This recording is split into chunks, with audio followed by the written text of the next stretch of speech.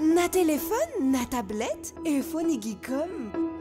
Niza na aiza mandeha ankalalana dia zareo naraketo fahatsiarovana ireo fotoana mahafinaritra. Vaola mpifandraisana ho anao Geecom. Geecom, box 119 et 416, Supreme Center. Nouvelle boutique Geecom, Tripolitana-Lakili, box numéro 7. Geecom, notre compétence à votre service.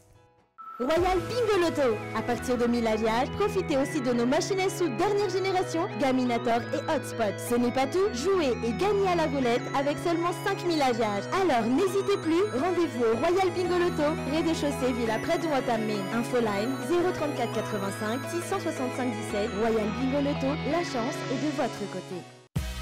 Véro Véro, numéro 1 en tissage. Véro Véro, magasin de cheveux et salon de coiffure. Vente de tissage 100% naturel. Indonésien, péruvien, brésilien, virgin brésilien, malaisien, virgin malaisien. Toutes les coiffures dont vous rêvez sont possibles avec les tissages, perruques, closures, franges, postiches. Des équipes professionnelles à votre disposition à Tananarive, Nusi-Belleville et Tuléa. Facebook Véro Véro R.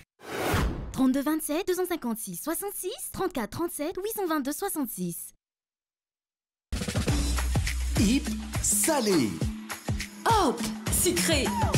Fitamarana tsiro miavaka sucré salé. Tsiro vaovao sy manan-tsahala no hafa kely.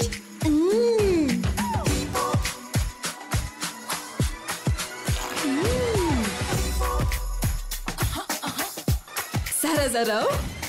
Andram. Ankafizo. Hip-hop. L'irrésistible sucré salé.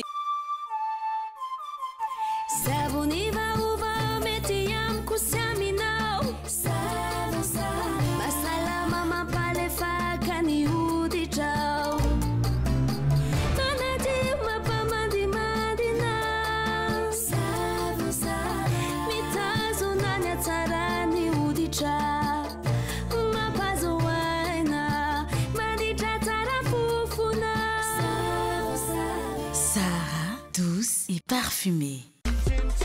Mtsinzona wa trano chin-chin. Andramo le tsiro vaovao. Fromage oignon sy nacho.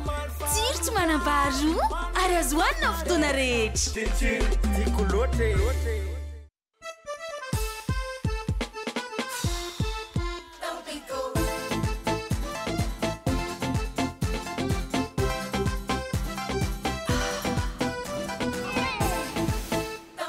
Tampico en format pouch, plus fun, plus accessible, plus pratique et plus de fraîcheur. Tampico, la fête des fruits, 400 arias. Dynamique, ne t'arrête jamais.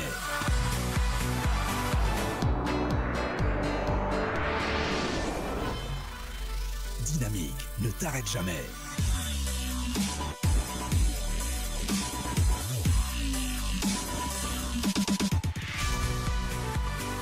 Dynamique, de l'énergie à boire.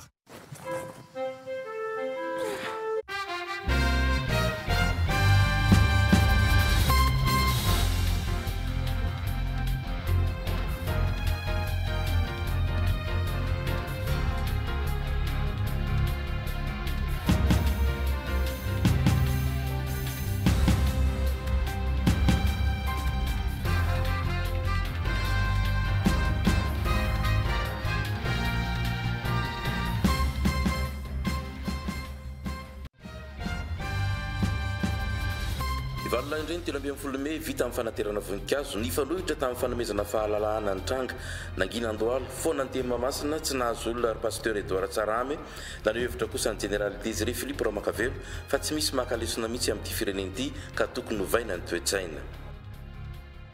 Ivory eto Antananarivo ny franc-maçon fikambanana tahorany olon-tsotra ny fiainan'ny olona ambony saingy efa miseho masoandro hitapoka hita-pirenena ankehitriny fivoriam-be faha 5 zao atao eto Madagasikara zao ary faharoa taoriny ny tany Tomasina.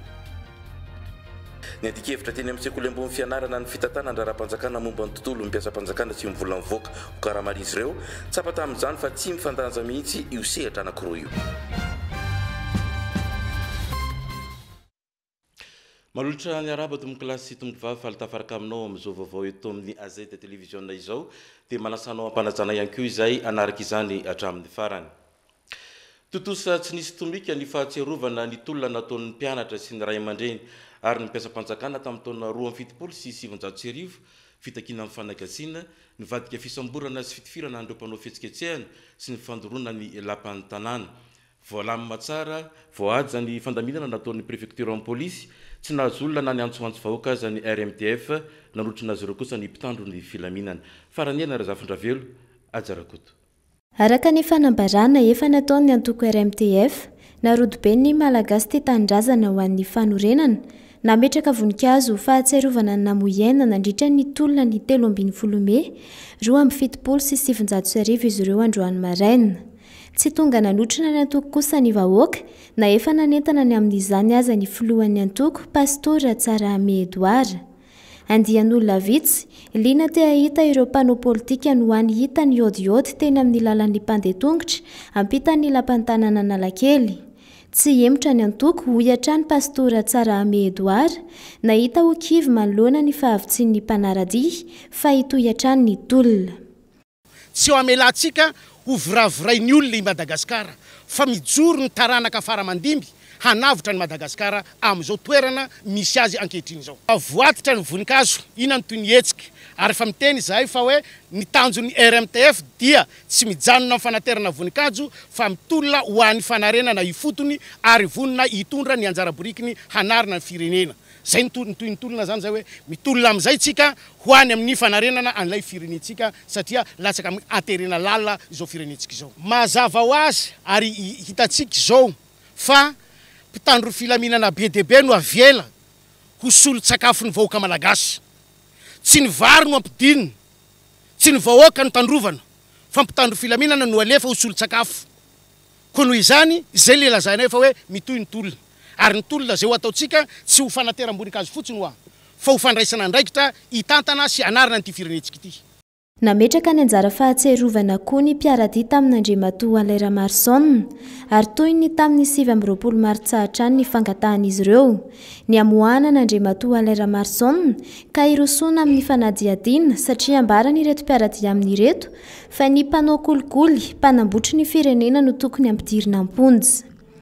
Solitena n'Andriamatoa Leramarson izay mifonjaina nohon'ny filazana fa hoe raharaham-pianakaviana.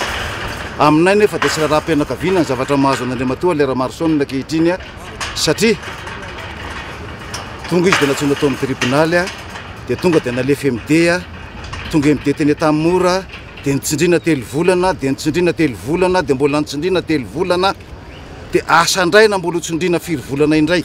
Aminay dia izao ny olomarina oko ivoaka amin'ny fontsa fa ny olona nanao ny tsinety nanodikody mbola mpanjakana nandatela efa-drakotra na repirenena izay hita ankehitriny ary efa eto atorana ankehitriny na dia nisy ary nitsoaka ny ivelany Leramarson avoay tsy misy atakandro fa olona tia tanindrazana iny fonjay kosa izay navita ratsy teto amin'ny firenena. Tamin'ny 7 maraina natongavanay tetỳ amin'ny lapan'ny tanàna efa niantrana indray toerana avokoa ny mpitandro ny filaminana. Voasakana tsy azon'ny fiara na lekoa ny manodidina ny lapan'ny tanàna toy izany koa an'ny mpandeha tongotra. Nanaja ny lama napetraky ny prefekturan'ny polisy avokoa ny rehetra ary orarota aoriany ny fametraham-boninkazo dia nivoa ny lalana ary niverina toy ny mahazatra ny fifamoivoizana. Tsara ihany manamarika fa Andriamatoa Leramarson tsy gadra politika fa no gadra ny avany tamin'ny resaka fisolokiana amina taratasina tany. Ny lamina zany raha tenenina amin'ny teny tokana ny fahatserovana ny 13 Mey tamin'ity taona ity teny amin'ny kianjan'ny 13 Mey narahantsika tamin'ny sary teo iny. Na izany aza nomena lalana anao hetsika momba izany ty Ramatoa Lalatina Ravolomanana teny Andohalo nangina ny teny Andohalo. Nahazo lalana toraka zany koa avy tamin'ny préfecture en police ny fanan'olona teny Mahamasina nangina ihany koa teny Mahamasina. Na izany aza nandalo teny namana Andriana Andriamatsinoro sy Tanjona Rakotoarimanana. Mangina tanteraka ny teto Mahamasina raha tokana azo alalana anao fanompoam-pivavahana ny fanano olana raha ny voalaza ny prefektura ny polisy Somaly tamin'ny mpanao gazety. Tanora mpanao fanatanjahantena amin'ny taranja baskety anefa no teto amin'ny kianja ary mitanteraka ny kianja amin'ny tafo Mahamasina. Raha toerana fahatelo voalaza koa fa misy anao fihetsiketsehana ny teto Andohalo dia foana tanteraka tsy nahitana na dia mpanao politika aza raha fehezina izany dia mandry fahalemana ny tanàna na Antananarivo renivohitra hatreto. Tsy tavita mihitsy ny afatra izay no nambaran'ny General Désiré Fripo Ramakavelo momba ny tolona rehetra natao teto amin'ny firenena. Tsy ho variana fotsiny amin'ny fahatserovana fa tokony tena maka lesona mihitsy ny isan'ambaratonga rehetrarehetra entina hanatsarana fiainam-pirenena sy ny hoavin'ny taranaka mifanadimby. Faranena Rajafindravelo, Asin'Andre Malala, Fanasin'Andre Anjafinambiny. 5 taona raha ohatra ka atao zany mikajikajy a na hoe ny tombatombana rehetra dia karazana fahatiantoka natao.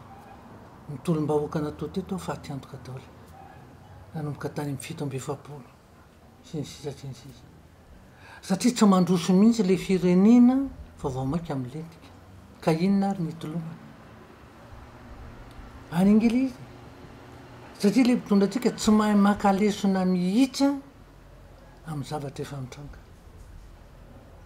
Efa fantatro zao fa anisany mampiovaova ny fitondrana mahatonga ny olona miteraka tsy fahafaliana tsy fitokisana vao maika le tonga eo manao an'izay fahatsoana rehetra zay. Zay ny ataoko hoe fahatiantoka. Ny olona raha mitolona misy vokatra tsara ho an'ny taranaka, ny antsika mitondra fahavoazana ho an'ny taranaka. Zay fa ny atao hoe fahatiantoka. Any Ingilizy. Zay mijerika azy a. Zay mpandalina tantara. Zay mijerika azy. Fahatiantoka. Isan'ny hoe nedivan'ny mpianatra ihany koa tamin'ny andron'ny 13 May zay le resaka hoe fanagasiana sy ny tontolony iny. Amin'izao fotoana izao mba misy akony kely amin'ny fiainan'ny mpianatra amin'ny ankapobeny any ve reny tolona reny sa le izy a tena zaika anareo hoe tsisy akony mihitsy. Satria ndao totoka hoe tamin'ny 17 maro ny hoe fanagasiana. Fa izany mitazona ny toe-karena rehetra eto Madagasikara gasy fa iny daholo. Tsy lafiny fampianarana iny ny tokony hoe fanagasiana fa tena hoe fandraisana ny tanana ny fiainam-pirenena, ny toe-kare-pirenena, ny are-pirenena. Zany tokony hoe fanagasiana. Fianarana eo ihany. Fa ny fiantraikan'ny fianarana ange dia any amin'ny fiainany. Ivory eto Antananarivo kosa ny franc-maçon fikambanana ny hafa na tsy fantatra mazava tsara momba azy na ny fidirana ao anatiny ihany koa raha misy zavatra tena tsy fantatra mihitsy momba izany. Atahorana ny akamaroan'ny olon-tsotra ny franc-maçon misy mankahala mafy azy mihitsy. Malaza fa misy dingana entitra samihafa raha teo mpikambana tsy maintsy adiadiny. Misy aza milaza fa fikambanana manao fomba andevoly fa miboridana sy tapenana amin'ny maso tsy mahita izay mpikambana anisan'ny dingana tsy maintsy lalovana raha teo mpikambana amin'ny franc-maçon. Efa nisy teto Madagasikara tamin'ny 1970 ny franc-maçon, 300 mpikambana ao aminy amina firenena 12 misy malagasy ao anatiny. Fivorimbe fa 5 ny atao eto ary faharoa taorian'ny tany Tomasina. Araka ny voalaza teo raha ny asa dia ny asa tsy retsaika ny franc-maçon hatramin'izay etsy andanin'izany. Misy koa anefa olona mebobebo fotsiny zao milaza fa mpikambana amin'ny franc-maçon na tsy ao anatin'izany akory azy. Ny afina zany ny franc-maçon teo aloha kanefa magaga fa miseho masoandro ary manararoatra ny teknôlôjia amin'ny fandrosoana sy ny fifandraisana mamoaka dokam-barotra any amin'ny tambandrotra tserasera tsy vita mamoaka ny zavatra lazainy fa tsara taony fa mampafantatra mihitsy ny fandamina-potoana mandritra izany. Mampametra-panontaniana nefa ny amin'ny fivoriana io satria malaza be fa vao misy zazavery dia mioraka ny olona miteny hoe tadiavo aingana fa sao dia ataon'ny franc-maçon sorona. Io nary ny tiany mpikambana amin'ny franc-maçon atao ka ilazana ho fantapoko fatam-pirenena ny fisian'io fivorimbe io eto Madagasikara. Ndeo arahantsika izany dokam-barotra paritaka izy ireo amin'ny tambandrotra tserasera izany.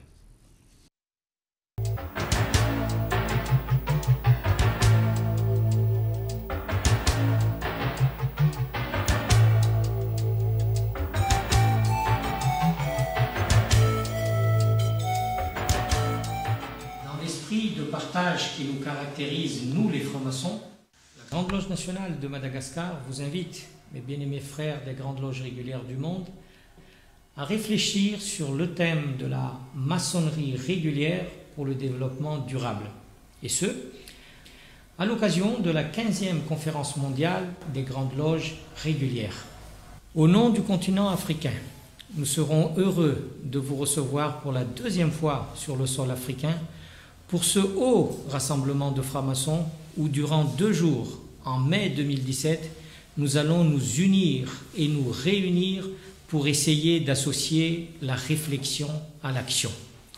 Soyez les bienvenus, mes bien-aimés frères, à Antananarivo, Madagascar, la ville de tradition et de paix. Mes frères, c'est un honneur et un plaisir pour moi, en tant que grand secrétaire de la Grande Loge nationale de Madagascar, de vous soumettre notre candidature pour l'organisation de la 15e conférence mondiale des grandes loges régulières en 2017. La maçonnerie existe à Madagascar depuis le 19e siècle, mais la maçonnerie régulière a vu le jour en 1996. Notre grande loge se compose aujourd'hui d'environ 300 frères répartis dans 12 loges sur plusieurs régions du pays. La Grande Île serait heureuse et fière d'accueillir cette manifestation et de recevoir à Antananarivo ses frères venus du monde entier pour leur faire découvrir notre pays et sa légendaire hospitalité. Outre les diverses manifestations maçonniques auxquelles vous participerez, nous vous promettons un séjour pour vous et vos conjointes, riche de convivialité, à la découverte d'une nature endémique extraordinaire et préservée qui fait de Madagascar un sanctuaire. Vous serez surpris et nul doute que vous apprécierez la diversité de notre richesse culturelle, artisanale et pour les gourmets culinaires. Il me tarde de vous dire Tongashu ou bienvenue à Madagascar.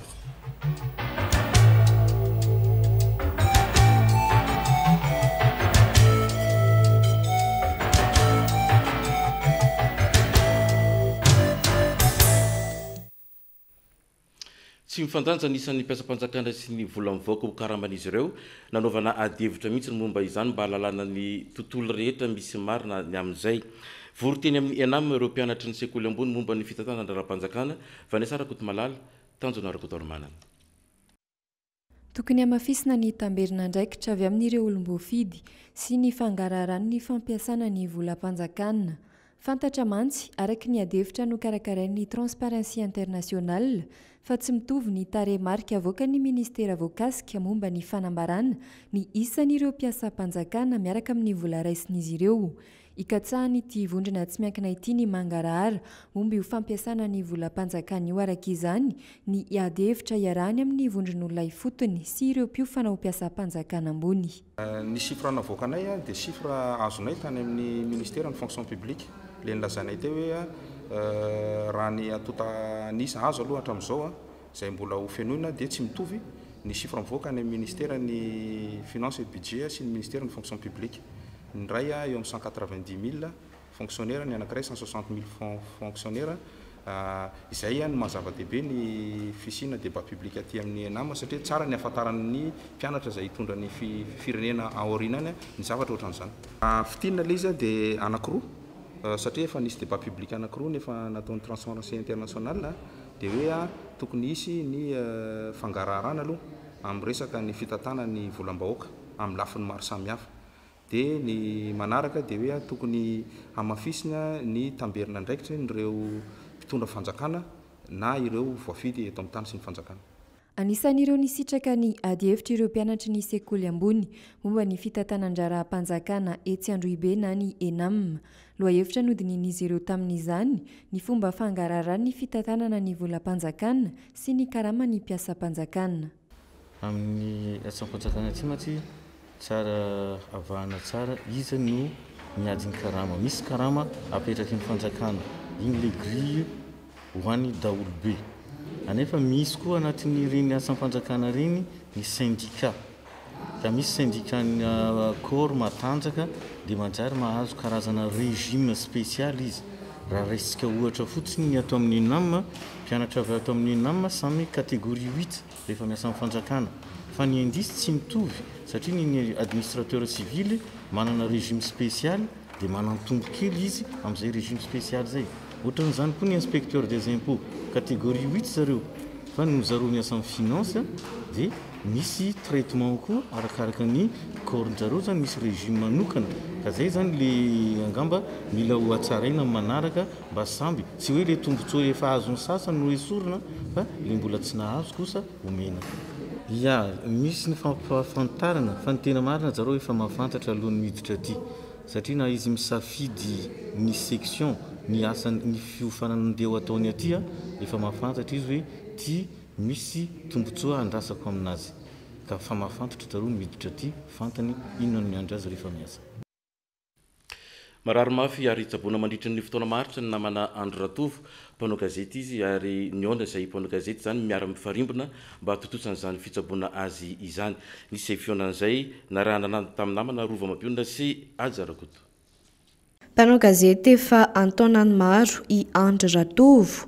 ary efa nilona ela tao amin'ny natiny izy sehatra io tsy salama ny tenany amin'izao fotoana izao noho ny aretin'ny voa mahazo azy mila fanampiana izy sy ny fianakaviany noho ny alafo ny fitsaboana ka izy ny tolo-tanana angataina amintsika namana mpanao gazety sy ny mpitondra isan'ambaratongany atao eny amin'ny Tahala Rariasy na Analakely ny 19 Mey ho avy izao. Raha tsika mahafantatra moa zany fa misy namantsika mpanao gazety i Andro Ratovo zay tratrany tsy fahasalamana marary avo marary rein ary fa somary tena grave zany ilay aretina mahazo azy mandroana izay dia ny fikambanana gazety avy amin'ny AGGM dia hanao téléthon ary anasanantsika mpanao gazety rehetra ny talata ho avy izao zany izay amin'ny Tahala Rariasy na Analakely hiantsona ny mpanao gazety tsy akanavakeo hiantsona ireo mpiandraikitry ny serasera ireo ministera samihafa hiantsona ny mpiandraikitry ny serasera eo nivon'ny androm-panjakana samihafa ity téléthon toetsy amin'ny Tahala Rariasy na Analakely ny talata izao ty ankoatra io zany dia reo atao hoe tompona andraikitry isan'ambaratonga eo nivon'ny ministera samihafa dia antsona sy entanina mba hifanometanana satria dia maro be raha ny zavatra vitan'ny Andro Ratovo teo amin'ny asa fanaovana gazety nitondra avy ihany koa ny asa fanaovana gazety tany nama dia verina fa tsara ny hanohanana azy amin'ity faram-piny ity ny fianakaviana teo dia nametraka hoe 10 metsy isan-kerinandro farafahakeliny no vola aloha ary ny raha toa ka ho any ivelany izy dia 1 milliard 800 zany no mbola tsy maintsy vola tadiavina dia any an-tanana zany ny sehatra samihafa indrindrindrindra tokony ndraiky mpanjakana zany ny fanampiana sy ny fanamezan-tanana atao amin'ny namana Andro Ratovo. Voroteny amin'ny kianjankanto kosa ny mpakafy ny Free FM radio naorona namana fidèle Razarapery sy Lalatiana Rakotondrazafy tamin'ny taona 2010 sy 2000 taty aoriana sapana ny lalana fomban-javatra toy mazatra ihany zany nipopoaka ny afomanga tamin'ny efatra tolakandro teo ary nianoka tamin'ny iran'ireo mpanakanto ireo Bejery Asin'Andria Malala Vanessa Rakoto Malala ary Fanasina Andrianjafinambiny. Nankalazaina androany ny fahentonany onjapeo Free FM onjapeo masika amin'ny fanakianana sy ny famakafakana ara-politika ataony namana mpanao gazety Lalatiana Rakotondrazafy izy raha teo anisan'ny vinahitana sy angadina nanana ity onjapeo ity niaraka tamin'ny Fidèle Razarapiera niarany fety sy ny fankahita tamin'ireo mpankafy sy mpanaraka ny onjapeo ny piasa rehetra tao amin'ny kianjan'ny kanto androany nentina nanamariny izany fahentonany izany. Raha tsy ahivina, nitsangana ny taona 13 Mey 2020 ny onjapeo izay azo amin'ny marjefy 4.4 MHz. Nanakina mafy ny fantarina ny teteza mita ny antony nanenjehan'ny fanjakana teteza mita ny onjapeo satria ny taky ny fanaovana ny fifidianana fa tsy hiditra amin'ny fifanarahany sorodalan'ny Maputo. Taorin'izay, nitarika ny vahoaka nidinandalambe izy ireo ka nenjeh ny fanjakana teteza mita tamin'izany ary voatery ny afina tany amin'ny masovo ireo mpanao gazety roa fantatry ny maro tamin'ny anarana hoe Lafi. Nitsahatra ny onjapeo nandritra io vanim-potoana io ary niverina ny sokatra indray enim-bolana taorin'izay ka izao tonga ny fahentonana izao. Iverina ampafantatra amin'ny tanora malagasy kosa ankehitriny nitodika amin'ny nentim-paharazana ny Kakama miasimba ny fomba fisainana ho izy ireo ary potika ny sotoavina ka nilaza fa vonina anarina izany ry Michel Le Dragon sy ny ekipany ao anatin'ny hery sy ny tanjaka ho izy ireo na hitana ny saina matsilo. Andriana Andriamasinoro tanjona Rakotaromanana. Kolotsaina mifangaro amin'ny fanatontolona tanteraka no misy eto amintsika amin'izao fotoana izao raha nambaran'ny Maître Michel Le Dragon sy mba ny kolotsaina avy any ivelany ny fomba mampanao ny malagasy amin'ny ankapobeny ka variana amin'ny teknôlôjia vaovao nakabeazan'ny tanora ary tsy liana amin'ny fitaizana nentim-paharazana mihitsy aza. Manana hery manokana mifehy azy maître Michel Le Dragon arak'izany ka manana paikady manokana ahafahany mahavita izao santionany amin'ny fampisehoana fahaizana izao.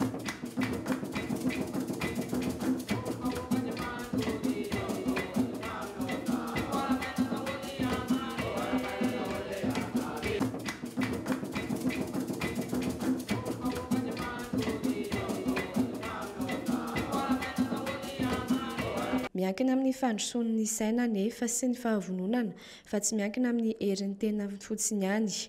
Mariana fampitarika ny fikambanana Gakama na ny Confédération Gasy Mahery Madagasikara i maître Michel Le Dragon. Ia zany hoe natonga za tsy faelaela tsy hitanareo satria mampivoatra sy mampiroborobo ny enti-paharazana malagasy tia dia izy tsy vita hoe petraka amin'ny toerana anankiray anao dia vita ho azy eo ilay izy.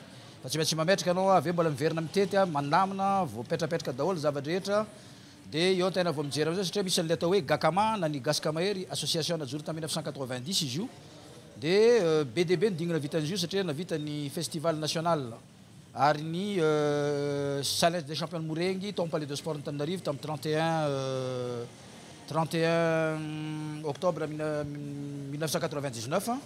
Navita tsika ny festival international tany La Réunion tany Saint-Clotilde.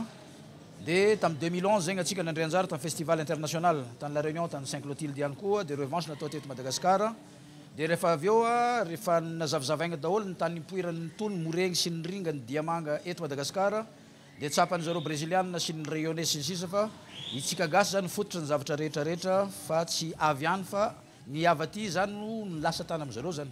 Ny amin'izao fotoagna zao zany le Gakama dia nivadika confédération fihezin'ny loi 97/014 du 8 août 97 ny MGS. Zany hoe tout mouvement sportif dia fihezin'ny ministère io. Dia misy ny décret 212/810 du ministère de la culture indray mitrandraka mikasiky ny zavatra ara-kolontsaina rehetra na resaka anthropologie na ny archéologie na ny histoire na ny géographie traditionnelle any firenenantsika. Dia ny fahaizana miskidy, fahaizana misy tromba, ny Mourengy, ny ringa zany hoe les arts de combat, ny arts martiaux fahaizana miaro-tegna, ny fahaizana manao massage traditionnel, ny resaka otro amin'ny ankapobeny, ny fora, ny famadiagna mihafa regny. Ka ity Gakama ity zany setra anankiray ahafahan'ny firenena malagasy tsy hankanavaka ampijoro ny fédération arakaraka ny zavatra tantagnany. 13 mai culture, sport et éducation et développement pour le bienfait de la nation. Satria ny firenena manjary misy ilagna atsika. Dia iny ihany koa tompoko lasa tompoko vavy no entina isarana amin'izao sabotsy alina izao mirahary faranirina ro mahafinaritra ho tsika mianakavy dia manome fotoananao amin'ny alatsinainy amin'ny 7 alina indray. Veloma tompoko.